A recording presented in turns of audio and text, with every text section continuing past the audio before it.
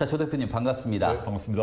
자, 이달 초 대구에서 시작된 탄핵 다방이 4호점 전북까지 이어지고 있습니다.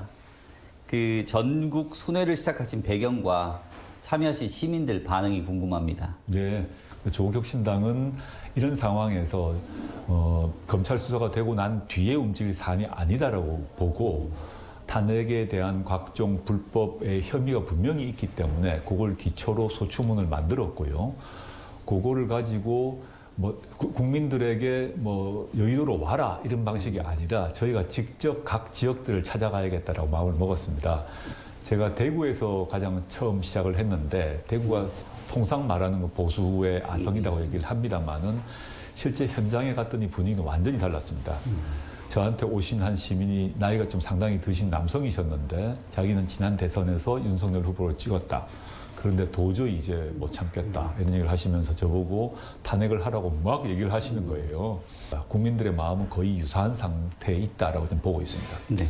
이번에 조국 혁신당이 대통령 탄핵 소추안 초안을 발표하셨는데요. 그 특징이 좀 궁금하고요. 그러니까 아직은 좀 소극적인 민주당 등 야당들과 향후에 어떻게 연대해 나가실 계획이십니까? 네.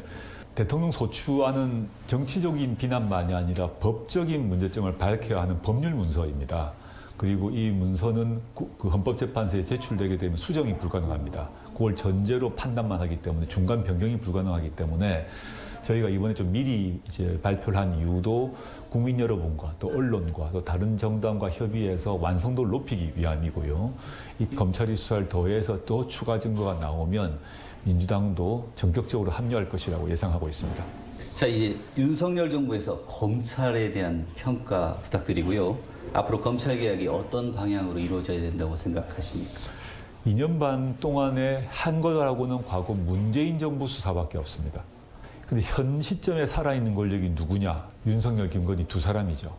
근데 윤석열, 김건희 두 사람에 대해서는 일체 수사를 하지 않거나 오히려 변호인단처럼 행동을 하고 있습니다. 정말 저는 부끄러운 일이라고 생각을 하고요. 검찰개혁의 요체는 과거 오랫동안 민주당의 공약이기도 했고 또 지난 총선, 지난 대선에서 민주당의 공약이고 저희 당도 물론입니다. 수사와 기소를 분리해야 된다는 것입니다. 핵심은 거기에 있고 저희는 그래서 이미 그 내용을 담은 검찰개혁 법안을 제출한 바 있습니다. 자, 검찰이 늦었지만 명태균 씨 국정농단 의혹 수사를 시작했는데요. 아직은 좀 주변부에만 머무르고 있다는 평가가 많습니다. 네. 앞으로 수사 전망 해주시겠습니까?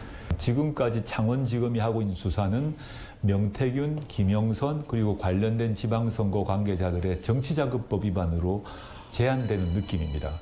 공천 개입 말고도 윤석열 대통령이 집권하고 난 뒤, 임기가 시작되고 난 뒤에 명태균 씨가 창원 산업단지에 개입했고 선정부터 마지막까지 다 개입한 것이 증언으로 나오고 기사화되었는데 이 점에 대한 수사도 확인되지 않고 있습니다.